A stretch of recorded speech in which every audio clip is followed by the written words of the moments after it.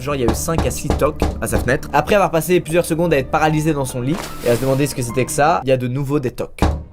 Et à partir de là, Martin il comprend qu'il y a quelqu'un probablement qui le regardait dormir à travers sa fenêtre et qui a décidé, on ne sait pas pourquoi, d'un coup de toquer. Clairement si c'était un pote à Martin ou quelqu'un de sa famille ou quoi, tu t'amuses pas à toquer à la fenêtre, c'est nul, tu vas juste toquer à la porte d'entrée comme tout le monde. Et à ce moment là, Martin a un très bon instinct, il se dit, faut pas que je me retourne parce que la personne qui a toqué, c'est ce qu'elle attend de moi. Que je me retourne et que je la regarde et à partir de là, je sais pas ce qui va se passer. Donc il ne se retourne pas, il est très malin, c'est ouf. Il va à la place juste s'asseoir tout doucement sur son lit, toujours dos à la fenêtre, comme s'il venait de se réveiller et qu'il avait la tête un peu dans le cul. Et il va se lever et se diriger vers sa salle de bain qui est donc en dehors de sa chambre, ce qui est totalement crédible. La plupart des gens se réveillent une ou plusieurs fois la nuit pour aller aux toilettes et du coup lui il va jouer ce truc là. À partir de là, il est hors de la vue du mec qui est à la fenêtre puisqu'il est hors de la chambre et il se précipite sur son téléphone pour appeler le 911, la police aux États-Unis, et il fonce vers sa porte d'entrée pour s'assurer qu'elle est bien fermée de manière à être sûr que le gars qui a toqué à la fenêtre ne puisse pas rentrer